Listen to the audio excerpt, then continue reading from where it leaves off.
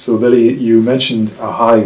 Was your behaviour exaggerated, or did people notice that your behaviour was something unusual? I think some family members thought it might be somewhat unusual. I was very confident,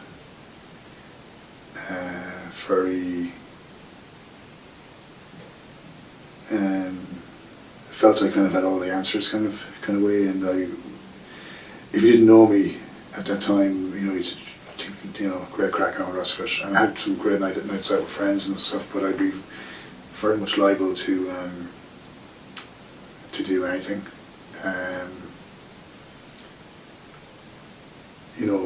During the period I went down to Cork, and there was a stage when I wanted to, perhaps meet, go to the same bars where my ex went and just hang out or meet some friends or whatever.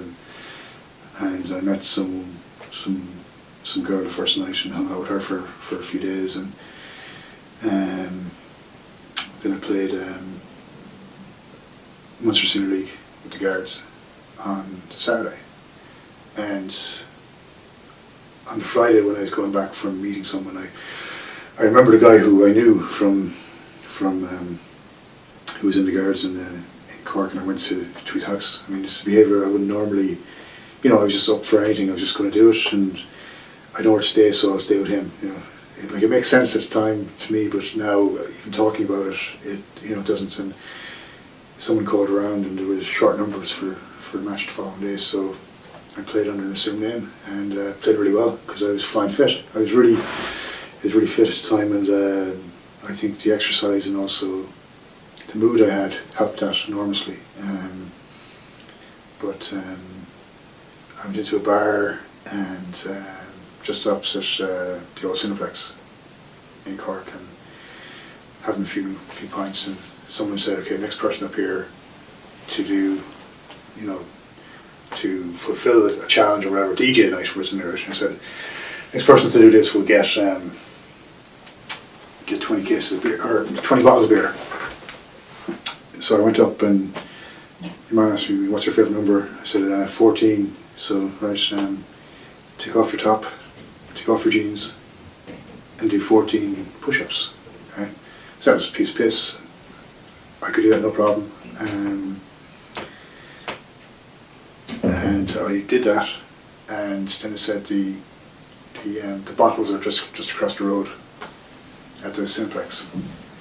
So I don't know if you know Cork. It's like the equivalent of Grafton Street in Dublin. Like I had to walk across in my underpants at 8:30 at night. Right? So I would have done anything. For me, this was like very easy. I was looking for more challenges. I walked across in my shoes, and I had to walk across my underpants to get the beer. Got the beer, brought it back in, drank it, and did that for a few nights, and then just went out. I stayed in a friend's house. It was totally no planning. I stayed in their neighbour's house. I said, "Oh, I'm a friend of the guy who lives next door." They let me in there, 4 girls, and I robbed, I think it was about 10 CDs, 10 DVDs, and some money or something from their house, and went back into the student union bar in UCC and sold it all. So it was like behaviour I would never do. I hid them in napkins and walked in with them to college and just stayed all day in college, just drinking and having a great time, and talking about what I did in Carlow as if like I was this guy who'd come back and had made good or something, when there was nothing behind all that. It was just, if someone didn't know you, it was a lot easier to make them believe that, and I kind of made myself believe that. And I went back, and I decided to go back to Thurles the following morning, so I turned back and I went into a place of work on the way in Fermoy, where I used to work.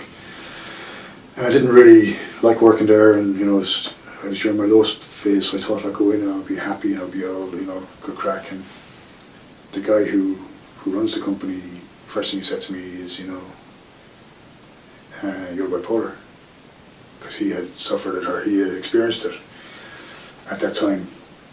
I guess he was judging me on what, in my mind he was judging me on when I was there before. And when I was there before, I wasn't the person who I was anyway. I mean, I was very low. I was living locally in Fermoy, and I just thought about, I was smoking a lot as well. I'd go to bed at 7 o'clock each night and just sleep and just escape in terms of sleeping, and get up at 3, wake up at 3 o'clock in the morning and smoke, wake up at 5 and smoke, and just hope I'd never wake up. And you can't live that way, you can't do anything that way. But so that was when I was low. But now when I was going back and I was all in good form, I thought I'd call in, and they called my family here in Turles, and my brother and a friend of his went down to collect me, and family were quite worried, because I had stayed over by an extra 2 or 3 days.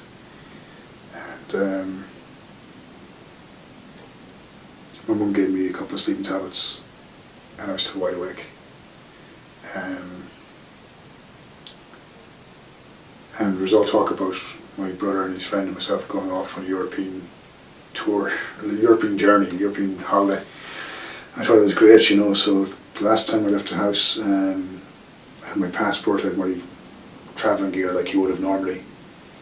And we were going to go, a friend said he had to call in to visit his girlfriend in a GP in town, and then in a hospital in Clonmel.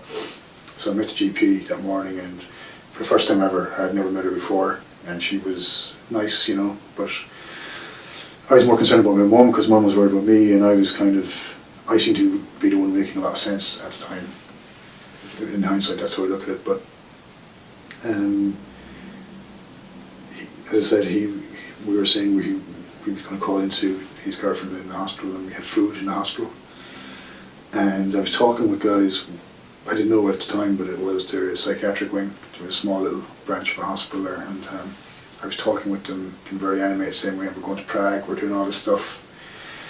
I'm here because my friend is here with his girlfriend, and this Pakistani doctor came down and asked to speak to Mr. Fitzgerald, and I said, Bill Fitzgerald, and I said, yeah, sure, you can. So I spoke to him, and he said, we're going to keep you here for a few days because you're